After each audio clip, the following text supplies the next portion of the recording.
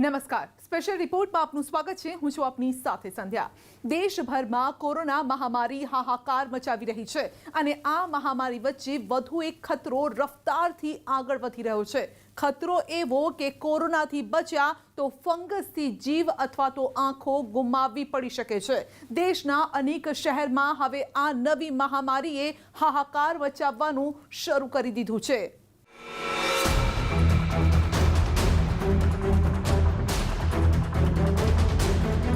અત્યાર સુધી કોરોના મહામારી સામે લડી રહ્યા હતા અને હવે બ્લેક ફંગસે હાહાકાર મચાવ્યો છે.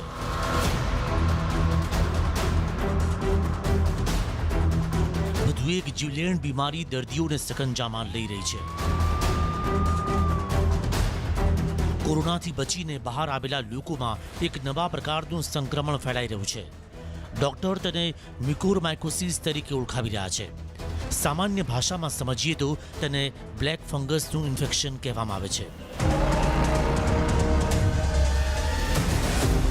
કેન્દ્રીય સ્વાસ્થ્ય મંત્રાલય અને આઈસીએમઆરે એડવાઇઝરી જાહેર કરી લોકોને સતર્ક કર્યા છે. કોરોનાથી સ્વસ્થ રહેલા લોકોમાં આ સંક્રમણ રફતારથી ફેલાઈ રહ્યું છે. મતલબ પડકાર એ છે કે જો કોરોનાથી બચી ગયા તો બ્લેક ફંગસથી સામનો કરવો પડી શકે છે. એટલા માટે એ સમજવું પણ જરૂરી છે કે આ બીમારીના લક્ષણો કયા છે.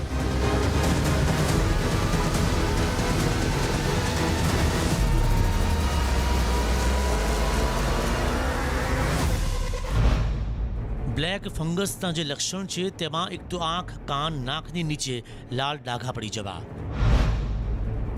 નાક બંધ થઈ જવું,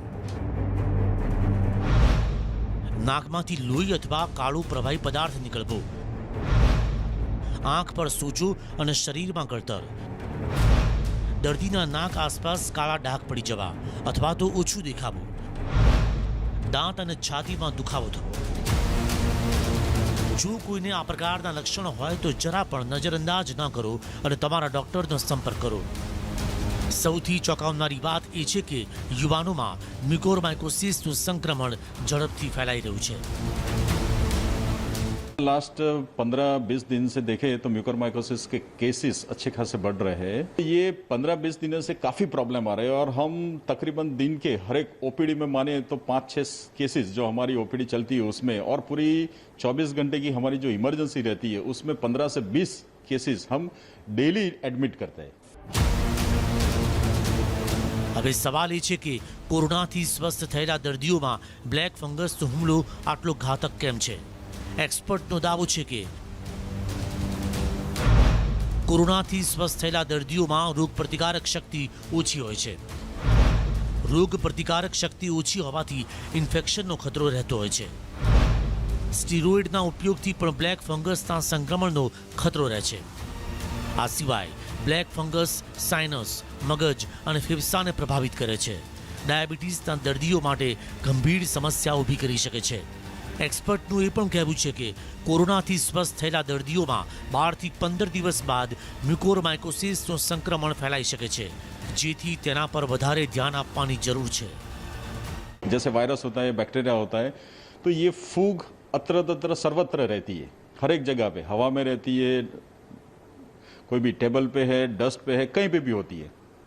तो जिसका इम्यूनिटी लेवल, रोग प्रतिकारक शक्ति कमज़ोर हो गई है कोरोना के चलते, और जिसको बीमारी है जैसे ब्लड कैंसर है किसी को, जो उसकी ट्रीटमेंट चल रहा है, किसी का लीवर ट्रांसप्लांटेशन है, किसी को किडनी की बीमारी है, वो सभी की इम्यूनिटी जो कमज़ोर हो गई है तो उसमें ये फूग उसके नाक के जरिए हर एक जगह पे घुस जाती है. नाक में रहती है, साइनसिस में रहती है, वहाँ से लेके फेफड़े में जाती है, आँख में जाती है, स्किन पे आती है, मगज में जाती है. મુંબઈ, પુણે, હૈદરાબાદ, બેંગ્લોર અને ગુજરાતના સૌરાષ્ટ્ર અને ઉત્તર ગુજરાત, આ સિવાય સુરત, અમદાવાદ સહિતના શહેરોમાં મ્યુકોરમાઇકોસિસના અનેક કેસીસ સામે આવ્યા છે. ગુજરાતમાં બ્લેક ફંગસ ઇન્ફેક્શન ઝડપથી ફેલાઈ રહ્યું છે. સુરતમાં 100થી વધારે કેસીસ સામે આવ્યા છે. રાજકોટમાં 500થી વધુ મ્યુકોરમાઇકોસિસના કેસ નોંધાયા છે. અમદાવાદમાં દરરોજ 10થી 15 નવા કેસ નોંધાઈ રહ્યા છે. અને સૌથી ગંભીર વાત એ છે કે દર્દીઓ પોતાની આંખો ગુમાવી રહ્યા છે. દર્દીઓને બચાવવા ડોક્ટરોએ આંખ નીકાળવી પડી રહી છે. રાજકોટ સહિત સમગ્ર સૌરાષ્ટ્રભરમાંથી રાજકોટની જે સિવિલ હોસ્પિટલ છે તેમાં જે ખાસ પ્રકારે મ્યુકોરમાઇકોસિસના જે કેસનો વધારો થયો છે તેના લઈને દર્દીઓની સંખ્યા પણ છે તે વધી રહી છે. અત્યાર સુધી રાજકોટમાં જે ખાસ પ્રકારે મ્યુકોરમાઇકોસિસ માટે 200 બેડની વ્યવસ્થા કરવામાં આવી હતી. ઉપરાંત ખાનગી જે ENT સર્જન છે તેના દ્વારા પણ અલગ અલગ નિર્ણયો લેવામાં આવ્યા છે અને તેના દ્વારા પણ સિવિલ હોસ્પિટલને સહયોગ કરવામાં આવશે અને વારાફરતી જે ENT સર્જનો છે તે રાજકોટ સિવિલમાં આવી અને માઇક્રોસિસના જે ઓપરેશન છે તે નિઃશુલ્કમાં કરશે. કોરોના મહામારી વચ્ચે બ્લેક ફંગસની રફતાર એક ખરાબ સપના જેવી છે. મહત્વની વાત એ છે કે મ્યુકોરમાઇકોસિસથી બચવા માટે કોરોનાની સારવાર દરમિયાન દર્દીઓને સ્ટેરોઇડ્સની પૂરતી માત્રા આપવામાં આવે છે. બ્લેક ફંગસ મ્યુકોરમાઇકોસિસ કોરોના મહામારી વચ્ચે આ નવી બીમારી નવો પડકાર બનીને સામે આવી છે. રાજકોટ, સુરત અને અમદાવાદમાં આ નવી બીમારીના કેસ સતત વધી રહ્યા છે. રાજ્ય સરકાર પણ સતર્ક થઈ ગઈ છે.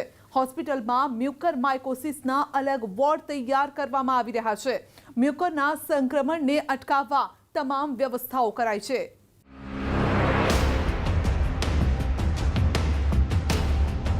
કોરોના બાદ ગુજરાત સામે વધુ એક પડકાર. સૌરાષ્ટ્રમાં મ્યુકોરમાઇકોસિસનો સપાટો. બ્લેક ફંગસ સુરતની સુરત બગાડી રહ્યું છે. અમદાવાદમાં રફતારથી મ્યુકોરમાઇકોસિસનું સંક્રમણ. દેશ અને ગુજરાત કોરોના નામની મહામારી સામે જંગ લડી રહ્યા છે, પરંતુ પડકાર જાણે કે ઘટવાનું નામ નથી લઈ રહ્યા. રાજ્યમાં કોરોના મહામારીની બીજી લહેરે તબાહી મચાવી. વૈજ્ઞાનિકો કોરોનાની ત્રીજી લહેરની દસ્તક આપી રહ્યા છે, પરંતુ બીજી લહેરનો ખતરો ઓછો થાય અને ત્રીજી લહેર ત્રાટકે તે પહેલા જ વધુ એક બીમારી ગુજરાતને પોતાના સકંજામાં લઈ રહી છે. મ્યુકોરમાઇકોસિસ રાજ્યની પ્રજા, ડોક્ટર્સ અને સરકારની ચિંતામાં વધારો કરી દીધો છે. મ્યુકોરમાઇકોસિસ એક એવી બીમારી છે જે લોકોની જિંદગીમાં અંધારપટ લાવી રહી છે, લોકોના જીવ લઈ રહી છે. દર્દીઓ કોરોનાથી જંગ જીતીને બહાર તો આવી જાય છે, પરંતુ મ્યુકોરમાઇકોસિસ તેની આંખો છીનવી રહ્યો છે. રાજ્યમાં અનેક દર્દીઓ કોરોનાથી સ્વસ્થ થઈ ઘરે પહોંચ્યા, પરંતુ ઘરે પહોંચતા જ મ્યુકોરમાઇકોસિસના ભરડામાં આવી ગયા. ડોક્ટર્સ પણ જાણે કે મજબૂર હોય તેમ દર્દીનો જીવ બચાવવા તેમની આંખો નીકાળી દેવી તેમના માટે મજબૂરી બની ગઈ છે. અનેક દર્દીઓ પોતાનો જીવ ગુમાવી રહ્યા છે. રાજ્ય સરકાર પણ મ્યુકોરમાઇકોસિસના દર્દીઓને ઝડપથી સારવાર મળી રહે તે માટે તમામ તૈયારીઓમાં લાગી ગયા છે. उसको ये इन्फेक्शन न हो उसके लिए उसको बहुत ही ध्यान रखना है.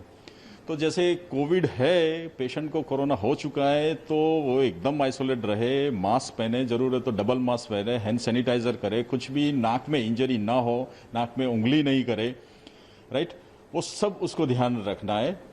और उसका sugar level, see most of the time हमने देखा है कि पेशेंट ये जो आते हैं उसमें 90% ऑफ केसेस का शुगर लेवल हाई रहता है. तो उसको जो शुगर लेवल है उसका एकदम नॉर्मल रेंज में बरकरार करना है. દેશમાં મ્યુકોરમાઇકોસિસના કેસ સૌથી વધારે મહારાષ્ટ્ર અને ગુજરાતમાં છે. ગુજરાતમાં સૌરાષ્ટ્ર, સુરત અને અમદાવાદમાં બ્લેક ફંગસના કેસમાં સતત વધારો થઈ રહ્યો છે. કોરોના સૌરાષ્ટ્રના શહેર અને ગ્રામીણ વિસ્તારોમાં ઝડપથી ફેલાઈ રહ્યા છે, ત્યારે સૌરાષ્ટ્ર બ્લેક ફંગસની નવી ઉપાધિથી સૌથી વધારે પીડાઈ રહ્યું છે. સૌરાષ્ટ્રમાં અત્યાર સુધીમાં 600થી વધુ કેસ નોંધાયા છે. કોરોનાના દર્દીઓ પર મ્યુકોરમાઇકોસિસનો ખતરો તોળાઈ રહ્યો છે.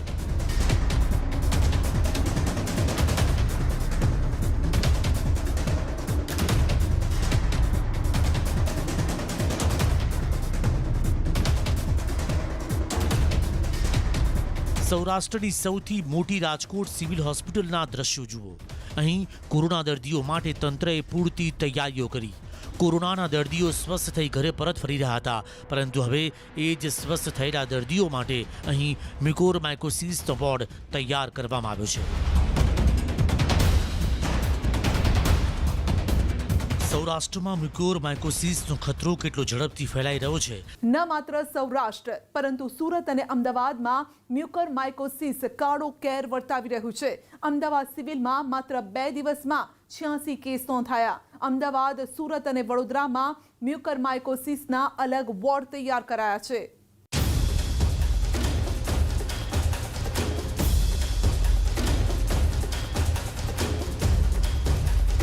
કોરોનામાંથી માંડ સાચા થયા બાદ હવે મ્યુકોરમાઇકોસિસે મુશ્કેલી વધારી.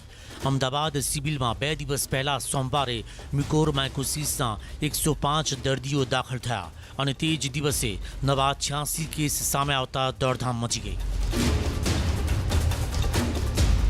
મ્યુકોરમાઇકોસિસના વધતા કેસની ગંભીરતાને જોતા અમદાવાદ સિવિલ હોસ્પિટલમાં વધુ 2 વોર્ડ તૈયાર કરી દેવાયા અને હાલ સિવિલમાં મ્યુકોરમાઇકોસિસના કુલ 5 વોર્ડ કાર્યરત છે. અમદાવાદ જ નહીં પરંતુ સમગ્ર ગુજરાતમાં મ્યુકોરમાઇકોસિસના નવા કેસ સામે આવી રહ્યા છે. ત્યારે મ્યુકોરમાઇકોસિસની સારવાર માટે ઉપયોગી એવા ઇન્જેક્શનની ભારે અછત વધુ એક મુશ્કેલી સર્જી રહી છે. ઇન્જેક્શનની અછતના કારણે રાજકોટ, ભાવનગર, જામનગર સહિત વિવિધ શહેરોમાં દર્દીઓ અમદાવાદ સિવિલ હોસ્પિટલ પહોંચી રહ્યા છે. 50% काम इंजेक्शन करते हैं जो अभी तंगी में है पूरे देश में, और 50% काम हम सर्जन करते हैं जो जाके अंदर से वो गंद को या फंगस को निकाल देते हैं. हो क्या रहा है कि जो इंजेक्शन का कोर्स होता है वो कम से कम 14 दिन का होता है, किसी किसी में 21 दिन भी होता है. अब मान लो हम सर्जरी कर दें और उसके बाद अगर इंजेक्शन नहीं मिले तो वो रोग वापस बढ़ के आके या फिर और कहीं दिमाग में या आँख में फैल सकता है. सो अगर इंजेक्शन टाइम पे मिल जाएंगे, दोनों चीज़ें हाथों हाथ टाइम पे हो जाएंगी तो ये जो पेशेंट्स जिनके जड़बे जा रहे हैं, आँख जा रही है, वो नहीं जाएगा. ડોક્ટર્સનું કહેવું છે કે કોરોનાથી જે દર્દીઓ સ્વસ્થ થયા છે તેનું ડાયાબિટીસ કંટ્રોલમાં રહેતું નથી, જેથી કિડની, લીવર, કેન્સરની બીમારી અથવા ટ્રાન્સપ્લાન્ટ કરાવી હોય તેવા દર્દીઓની ઇમ્યુનિટી ઓછી હોય છે. કોરોનાની સારવાર દરમિયાન આઈસીયુમાં વધુ રહ્યા હોય અને સ્ટીરોઇડના ઇન્જેક્શન અપાયા હોય તેવા વ્યક્તિને મ્યુકોરમાઇકોસિસ શિકાર બનાવી રહ્યો છે.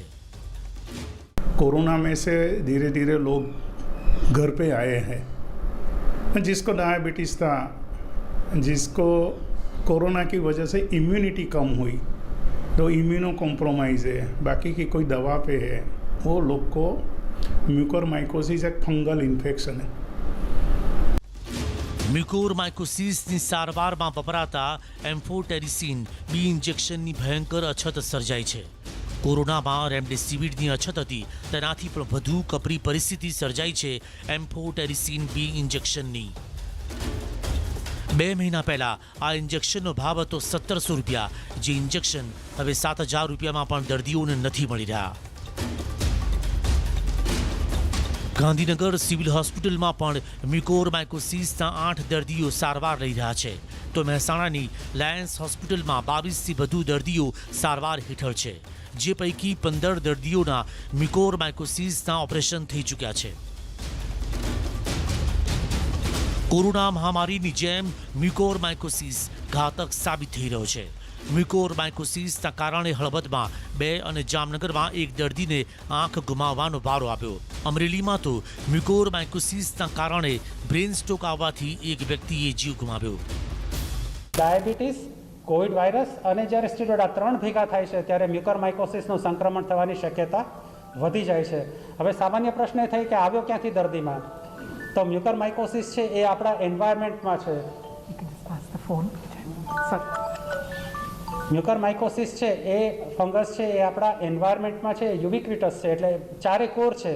અને સૌથી અગત્યનો જે સામાન્ય સોર્સ છે મ્યુકોરમાઇકોસિસનો એ જે શાકભાજી અથવા તો વેજીટેબલ્સ છે જે આપણા કિચનના સાઈડમાં આપણે વેસ્ટમાં મૂક્યા હોય છે, ડિકેઇંગ વેજીટેબલ્સ છે, એ વેજીટેબલ્સ છે એ અગત્યનો સોર્સ છે. મ્યુકોરમાઇકોસિસનો મૃત્યુદર 38% છે. કોરોનાની સારવાર ચાલી રહી હોય ત્યારે અથવા તો સ્વસ્થ થયા બાદ મુખ્યત્વે 40થી વધુની ઉંમરના દર્દીઓને આ રોગ શિકાર બનાવે છે. શરૂઆતમાં નાકમાં સાઇનસ ઇન્ફેક્શન થાય છે અને નાકમાંથી દુર્ગંધ આવે છે.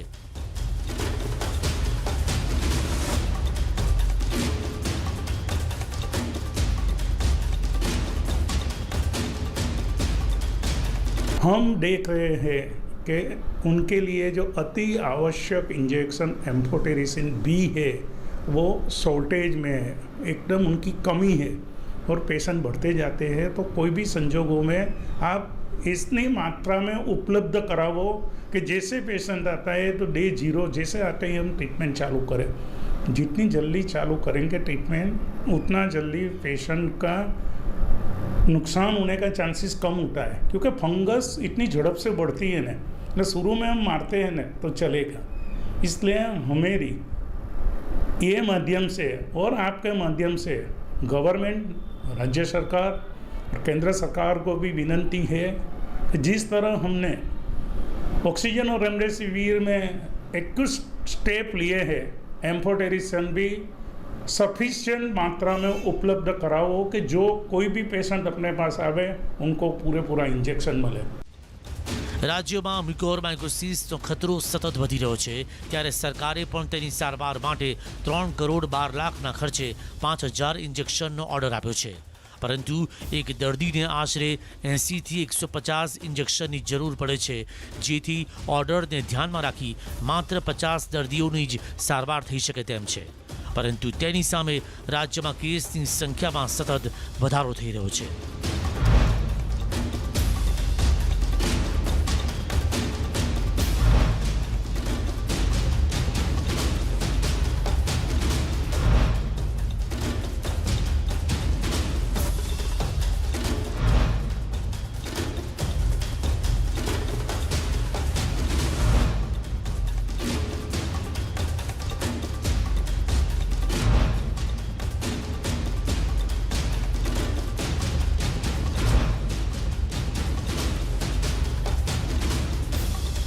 છેલ્લા 1 વર્ષથી વધુ સમય વીતી ગયો.